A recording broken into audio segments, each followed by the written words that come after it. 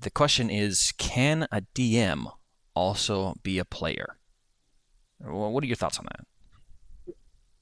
Oh boy. No. No. To put it plainly, Yeah. no, because you are the all-knowing, and Okay. it's kind of your job to present information to the players. And if you are also a player, how do you distinguish what that player knows from what the DM knows? And I don't know.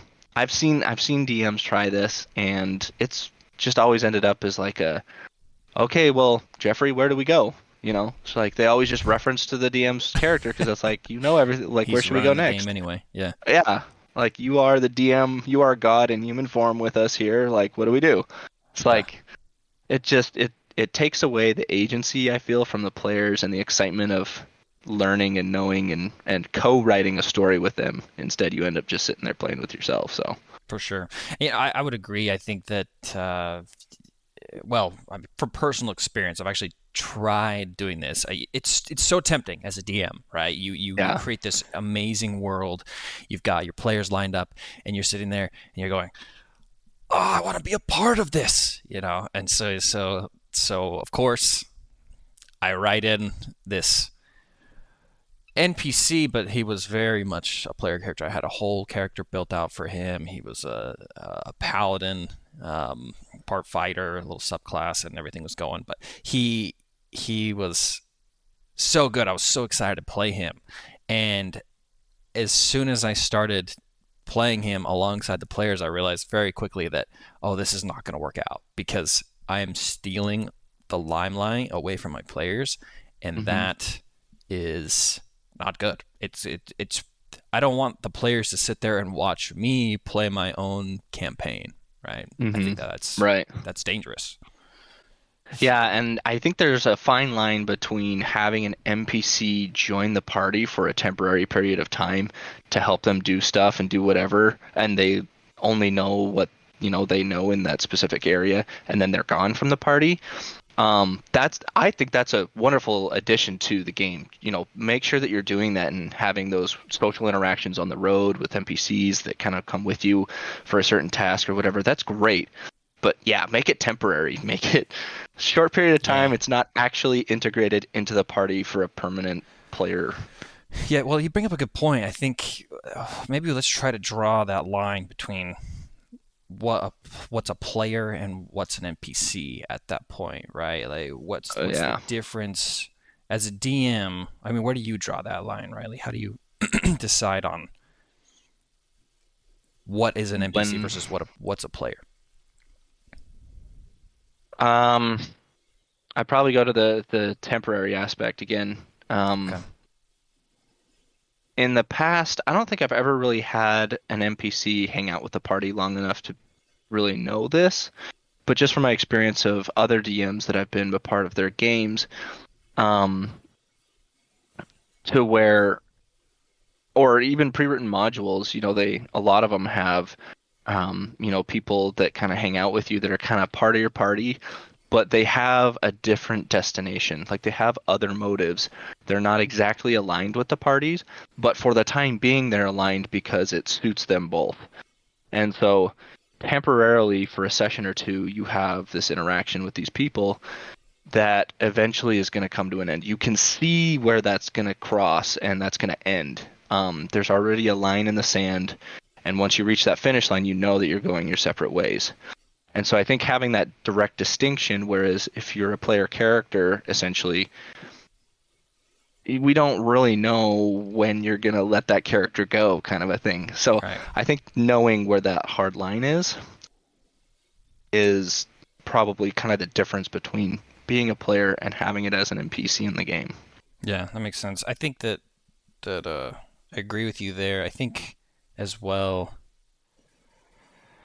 I don't know. I think as soon as your player or your NPC no longer is a supporting NPC, like you said, he's there temporarily. He's there a couple sessions hmm to help the players accomplish a goal.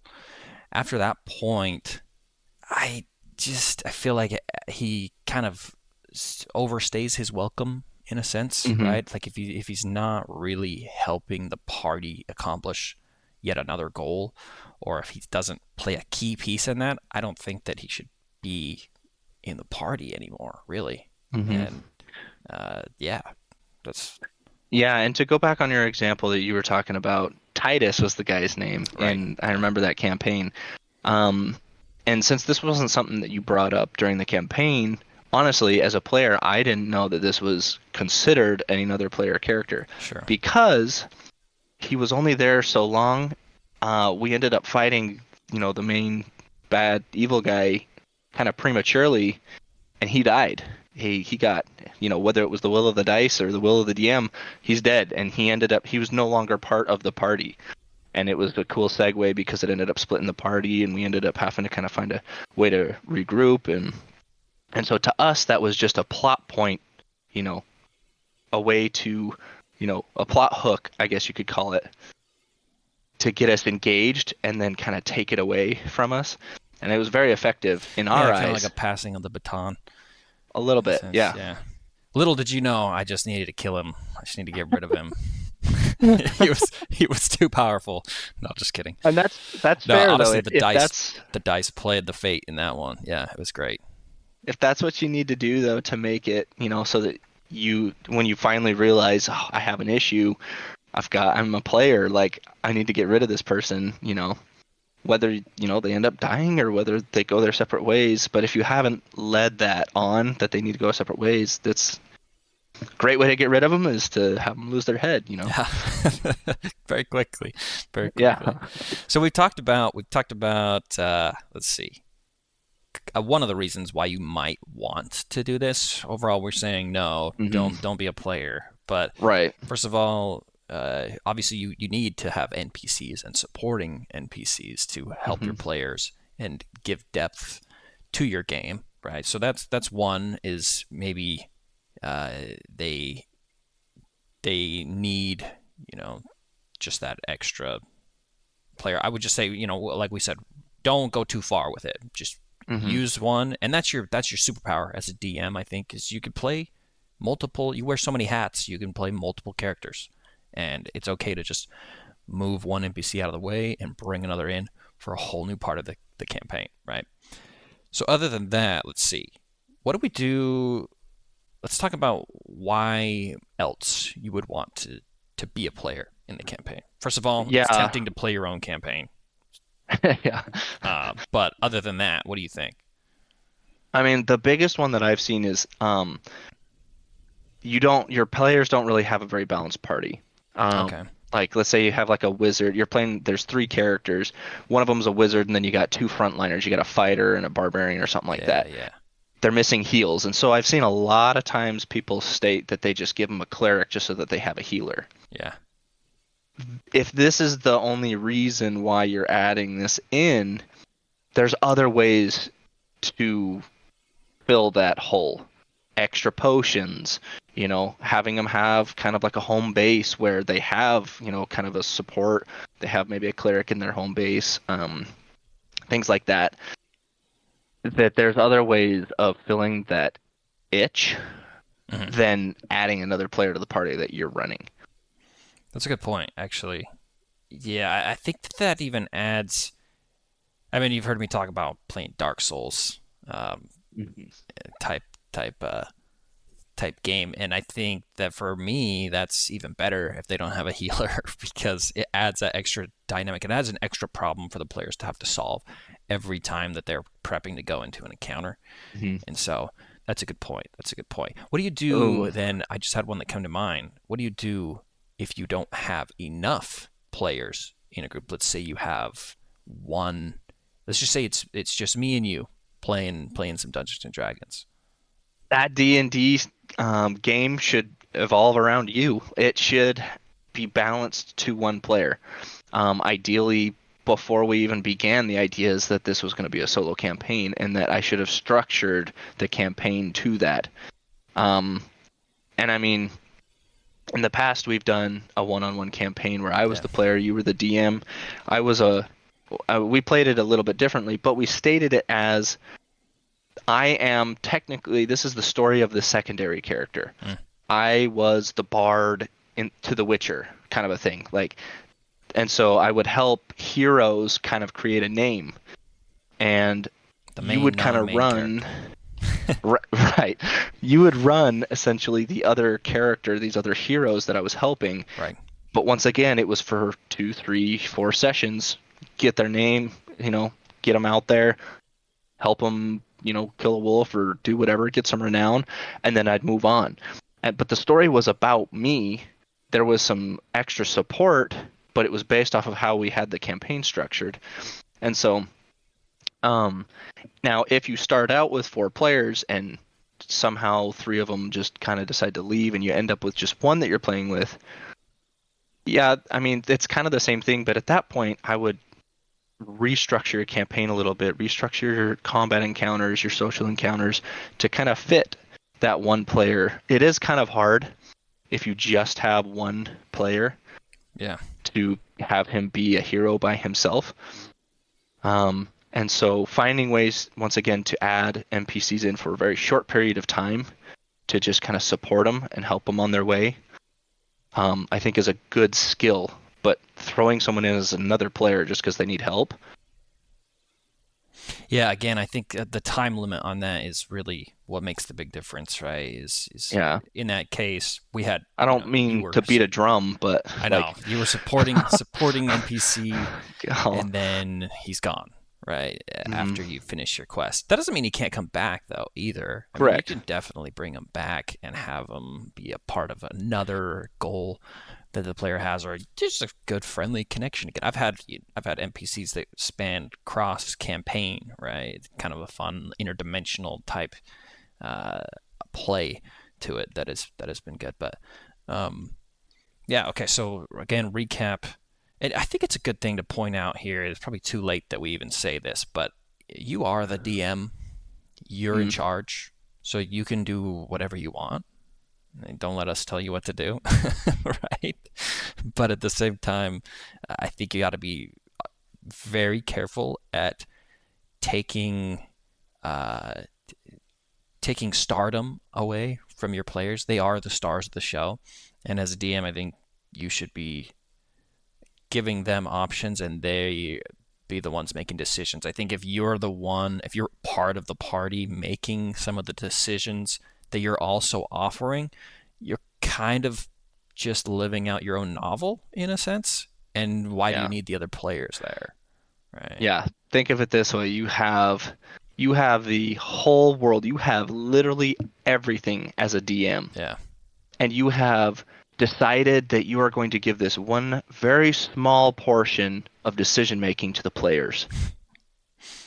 And now you're going to stand in the middle of that puddle and take it from them? Like, you have the whole rest of the pie, man. Like, Great point. leave that to the players. Leave that portion to the players. Let them write that part of the story because you've created the background for them.